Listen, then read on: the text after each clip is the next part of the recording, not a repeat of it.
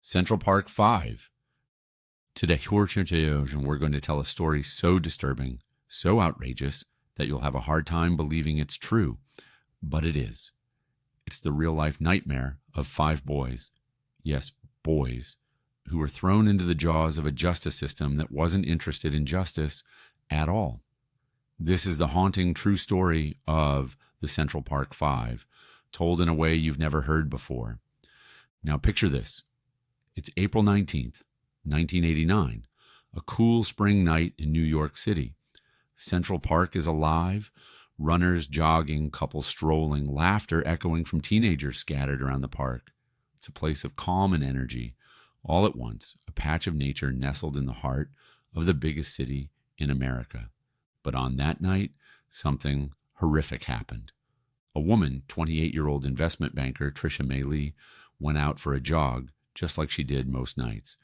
But this night, she never made it home. She was found hours later in the dirt, barely breathing.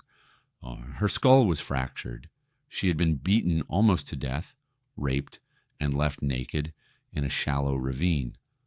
Her body temperature was so low, doctors didn't think she'd survive. The attack shocked New York. It wasn't just violent. It was vicious, animalistic, and people were scared.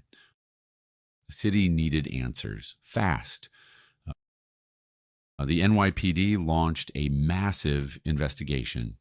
Under pressure from politicians and a terrified public, they needed someone, anyone, to blame. So when they learned a group of Black and Latino teens had been in the park that same night, they pounced. These boys weren't part of a gang. They weren't even all together. They were just a bunch of kids, goofing off, hanging out, doing what teenagers do.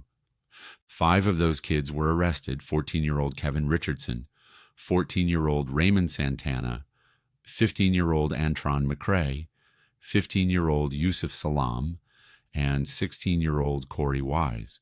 None of them had ever done anything like this before. Some had never even been in trouble. But the police didn't care. Each of them was brought in one by one. They were interrogated for hours. No food, no sleep, no parents, no lawyers. Just scared kids in small rooms, surrounded by grown men shouting at them, lying to them, pressuring them.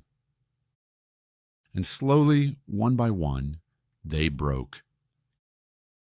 Kevin was the first. He confessed to being at the scene, then Raymond, then Antron, then Yusuf, and finally Corey. But here's the thing.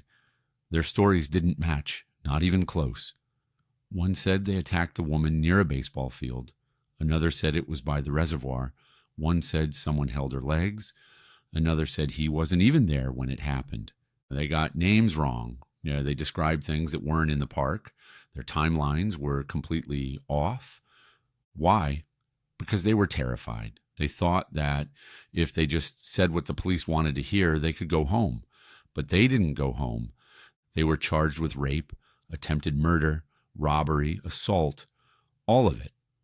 Despite having no DNA evidence linking them to the crime, despite their stories not lining up, despite the victim having no memory of the attack. But none of that mattered. The city had already made up its mind. The media exploded. They called the boys a wolf pack, said they were predators who hunted their victim like animals. Full-page ads called for the death penalty. The city wanted blood, and the boys were served up as true scapegoats. At trial, the prosecution leaned hard on the confessions. They didn't need evidence. They had signed statements. That was enough for the jury. In 1990, all 5 were found guilty. 4 were sent to juvenile facilities. Corey Wise, the oldest, was sent to Rikers Island, one of the most dangerous adult prisons in the country. They spent between 6 and 13 years locked away, childhood gone, dreams destroyed. But the story doesn't end there. In 2002, something incredible happened. A man named Matias Reyes was sitting in prison, serving a life sentence for multiple rapes and a murder.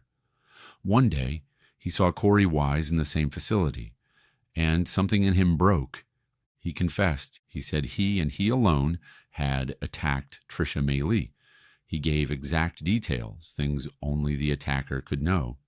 And when investigators ran a DNA test, it was a perfect match. It was him, 100%. None of the boys' DNA was at the scene. None. Suddenly, the truth came crashing down. The boys, now men, had been telling the truth all along. Their confessions, coerced, their convictions, a complete failure of justice. In December 2002, the charges were dropped. The Central Park Five were finally exonerated. But what do you do after you lose over a decade of your life?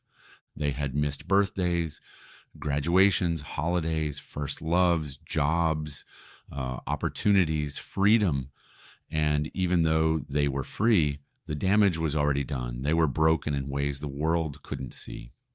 In 2014, New York City settled with the five men for $41 million, but no amount of money could replace what they lost. Their story became a warning, a chilling example of how fear, racism, and public pressure can twist the truth until justice is unrecognizable. Today, the exonerated five, as they're now known, continue to speak out. They talk about wrongful convictions, prison reform, and how to protect others from the nightmare they lived. Corey Wise, who spent the longest time behind bars, is especially vocal, using his voice to fight for those who don't have one. This wasn't just a failure of the justice system, it was a failure of an entire society. Police made up their minds before the evidence was in. Prosecutors pushed forward despite huge red flags. The media fueled the fire, and the public was too eager to believe a story that made them feel safe, even if it wasn't true. This story isn't about one bad cop or one mistake. It's about how an entire system can go off the rails when people stop asking questions, when we value fast justice over fair justice, when we ignore the truth because the lie is easier to understand. And that's the real story of the Central Park Five, a story of horror, injustice, resilience, and truth. And if there's one thing you take from this, is to never stop questioning the official story, because sometimes the loudest voices aren't the most honest. Sometimes justice wears a mask. And sometimes the people we lock away are the ones we should have protected all along. Until next time, stay curious, stay careful, and always look a little deeper. As always, visit us at readtherealstory.com for all the latest true crime stories and behind-the-scenes insights you won't find anywhere else.